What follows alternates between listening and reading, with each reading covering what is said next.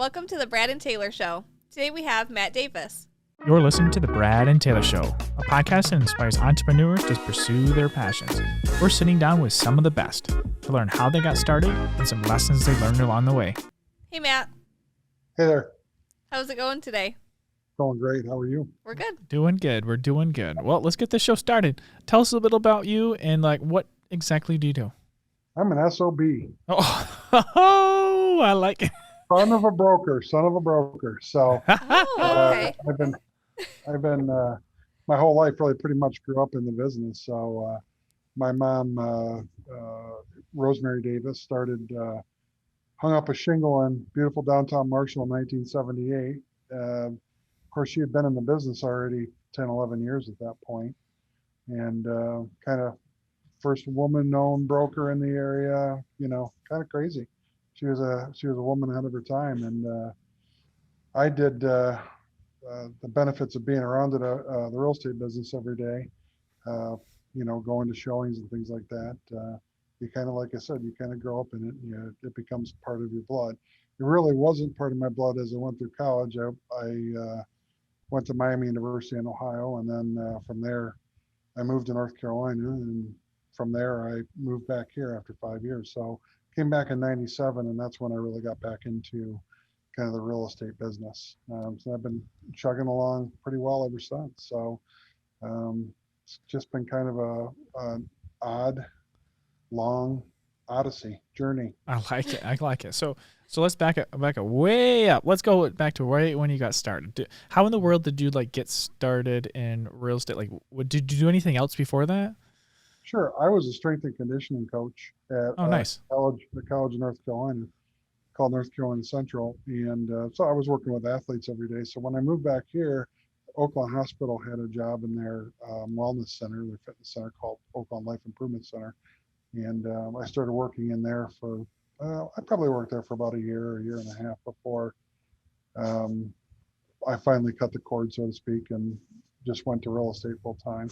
Yeah. Going to real estate full time is kind of a little bit of a scary thing for everybody.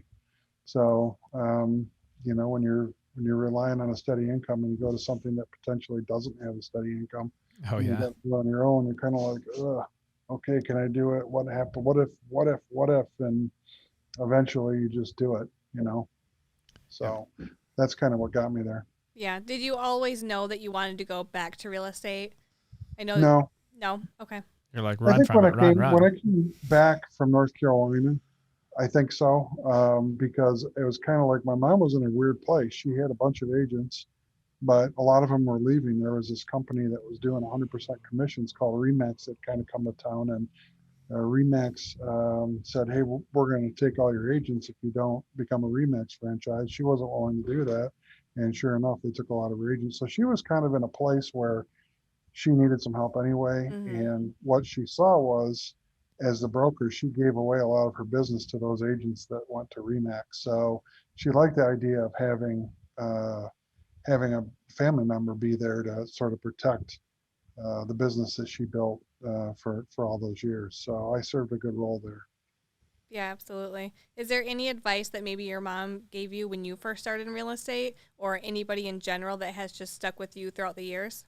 What bit of advice? So all buyers and sellers are liars. That's a good one. No one ever talks about that, but that is very true. Yeah, don't say buyers are liars. It's all buyers and sellers are liars. And I tell you that, and it's not. If you look at it from, it's not a pejorative, calling somebody a liar, but what they tell you they want and what they want, yeah, or what they end up with can be totally different. Yeah, animals. Sometimes people just don't know. And another good one is the first one who speaks loses. And that's a negotiation thing. So silence is okay. Do you find that rule true? Oh, it didn't work for you. I know. I was waiting too. I was like, I'm just going to stay still. How long can we allow there to be no noise? Do you find that true, though, on the negotiation table? Like when you are, maybe you do the first offer. Do you find that rule to be accurate? I mean, maybe in this market, not so much. Oftentimes, yes. But yeah, the market itself, will vary. But it doesn't even have to be about money. It can be about any of a number of different things that get negotiated in every transaction. You know, when you go and I call negotiating with yourself. Oh, we'll go 150. Then you don't hear anything and you get nervous and you can't stand the silence and it's getting crazy. Oh my God, what am I going to do? And your buyer's on your butt and they're saying, oh my God, what are we going to do? And then you say, oh, well, I guess we could go a little higher. We could go 153. Well, first one that speaks loses. Yeah. You know, and you spoke first and I lost.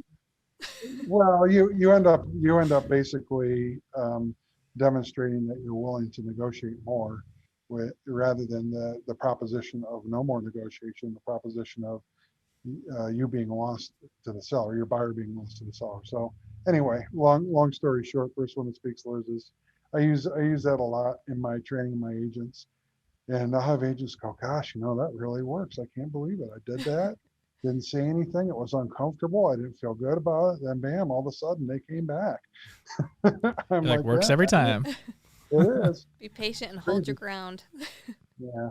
So Rosemary was very direct and brash too. So I like to say I'm a good combination between my mom and my dad. I have my moments where I can be just a complete asshole. Sorry, beep.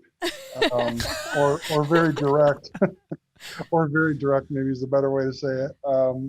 And I have times where, you know, I'm more like my dad, where I'm kind of sarcastic and inappropriate and funny. And, you know, we kind of go, it's a style that works for me. And I do tell my agents this, you're going to develop your own style. Well, how do I do this? I said, I don't know. You'll develop your own style on that. You know, how you're going to present things or whatnot will become, you know, how you do it. You can't do it the way I do it because the way I do it is the way I do it. So crazy. Yep. I'm sure you have seen your fair share of maybe not the best homes for showings, or even ones that you maybe have put an offer on for your clients. What is the worst one do you think that you've walked through? Worst situation in one of those showings? There's different kinds of worse ones. Just Saturday, I showed a house on a lake that had the door kicked in and was an absolute disaster on the inside. Terrible. Floors were mushy, you know, like they kind of felt kind of spongy and, you know, just hadn't been cared for. And to make matters worse, somebody broke into it and did whatever they did on the inside.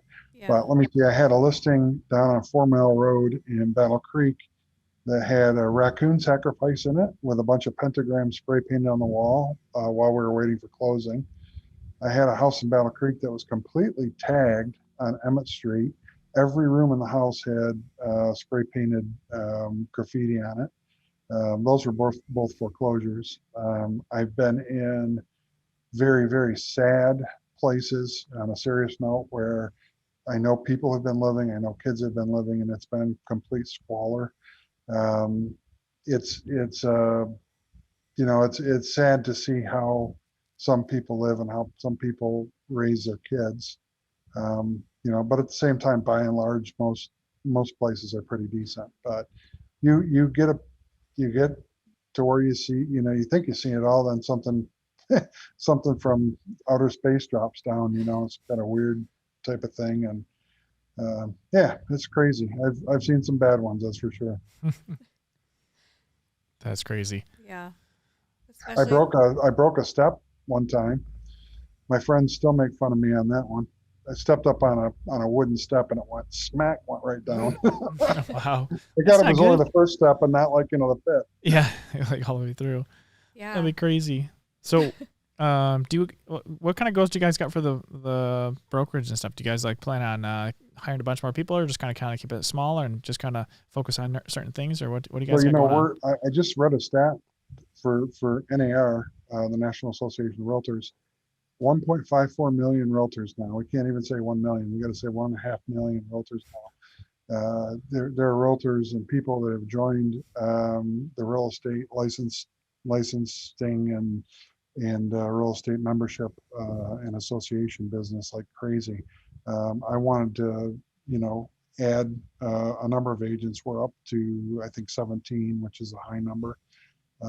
But with that comes my obligation to train. And I'm going to tell you, I'm going to be straight up in this business. There's a lot of brokers that are not training. They're not teaching their agents how to do anything. So I've seen some really wacky stuff lately, and it all tends to go back to how much the broker is getting on a cut when there's a commission earned, and how much is the broker giving away. And the more it's a pretty inverse thing. The more the broker's getting, the more training they typically provide, the less. So you have a lot of these models that are 80-20, where the agent's getting 80 and the broker's getting 20, where the agent's not really learning the business as well as they could be if they were in a model where they had a hands-on broker who was mentoring and teaching them. I operate on a mentoring and teaching platform because I like to do that. And 17 agents is a lot. Yeah, especially if you're trying to do them all It's a lot of work. And so I don't know that I can take on a lot more without additional help. And I have that coming. I've got Aaron, my operations manager, who just finished his 3rd or 4th year in the business and got his broker's license. He's just outstanding. So we're starting to grow. We'd like to grow out as well, not just stay here, but grow into some different areas. And I think with support of Real Estate One, the greater franchise system, that's a possibility. So Real Estate One is the largest franchise broker in Michigan. That's Michigan based, and well over 1,000 agents, and most of them are Metro Detroit. But some of the absolute big names in real estate, Max Brook Real Estate down in Metro Detroit, Real Estate One franchise in Johnston and Johnston. So the culture of Real Estate One is family oriented, but to grow. So I anticipate hopefully we will be growing. COVID kind of slowed us down a little bit, I got to be honest, but we're headed in that growth direction. That's awesome. So let's say you had to start all over today and all you had was $1,000, but you have all the knowledge you have now. How would you spend that first $1,000? Or how would you tell your agents, someone starting out, to spend that first $1,000? $1,000 ain't nothing, man. Sorry. Hey, it's all good. You know what? Someone might jump out of a corporate job and all of a sudden they're like, oh, I just got fired. I have no job and I have $1,000. Well, maybe they only have 500. Then what are they going to do? I'm just kidding. Buy some closing gifts and then go out and work your ass to make relationships with people in the community or in your sphere of influence. You can't buy your sphere of influence. You have to have a relationship with that sphere of influence. You have to work with them, see them, be around them, develop relationships with them. And you have to expand your sphere of influence as a new agent. And the way you do that is to get involved in community activities. That's one way to do it. But there's a lot of people that would say, okay, well, I'm going to spend all that on a month's worth of leads from Zillow. Well, I'll tell you, I can get 50 Zillow leads and I might get one conversion out of it. Because the leads are just very difficult and challenging. But it really isn't about money to get started. If I'm just starting up, it's really more about FaceTime with people, connections, relationship. Those are the important things. And then there'll be plenty of time to spend that $1,000. Put it all in Dogecoin, all the 1,000 in Dogecoin. And then lose half of it, and then take the 500 out, like we talked about earlier. And then was Doge to the moon? Yeah. Not that I have any Dogecoin. It's at 19 cents, and I bought it at 25. But hey, I like it. Is there any good business books that you could recommend, maybe to someone new, if you were going to grow your team more? Nope, I don't read. Nope. Okay. He's like, keep it simple. I to the don't. point. I listen to books, but they're fiction and they're characters I like. And I don't do business books or motivational books or anything. Never have. Never been of interest to me. I do listen to speakers. I do attend conferences. Jared James is doing some awesome stuff out there in the real estate world, coaching world. So there's opportunities for that. I immerse myself in trends.